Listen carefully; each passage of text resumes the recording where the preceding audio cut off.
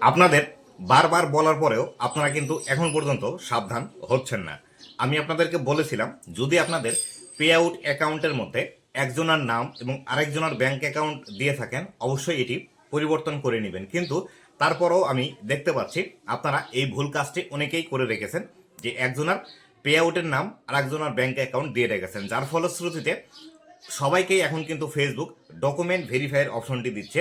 এই ডকুমেন্ট ভেরিফাইয়ের অপশনটি আপনারা যদি না নিয়ে আসতে চান বা এই ঝামেলার মধ্যে পড়তে না চান, তাহলে সেই ক্ষেত্রে পে আউট অ্যাকাউন্টের ইনফরমেশন সকল কিছু একজন ব্যক্তির নামেই দিবেন। Tin number, bank account, NID card সমস্ত কিছু ইউজ করে একজন ব্যক্তির নামেই আপনার অবশ্যই পে আউট অ্যাকাউন্টটি তৈরি করবেন। আর যদি অলরেডি আপনার ভেরিফাই ডকুমেন্ট এটি চলে আসে এবং আপনি যদি এটি সমাধান করতে না পারেন, তাহলে সেই ক্ষেত্রে আমার সাথে যোগাযোগ করতে পারেন। এই ভিডিওটি আপনি যদি আমার ইউটিউব থেকে দেখে দেখেন, তাহলে ইউটিউব ভিডিওর ডেসক্রিপশন বক্সে আমার ফেসবুক পেজের লিঙ্ক দেওয়া থাকবে, অবশ্যই আমার সাথে যোগাযোগ করবেন। আর আরেকটি বিষয়, এই সমস্যাটি সমাধান করতে হলে অবশ্যই কিন্তু ফেসবুকের যে ব্লু ভেরিফাই ব্যাচ আছে, এই ব্লু ভেরিফাই ব্যাচটি নিতে হবে।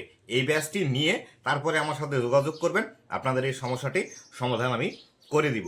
তবে অবশ্যই একটি বিষয় মনে রাখবেন, এই সমস্যার সমাধান করার জন্য কিন্তু আমি হিউজ পরিমাণে চার্জ করে থাকি, সেরকম প্রিপারেশন নিয়ে আমার সাথে যোগাযোগ করবেন।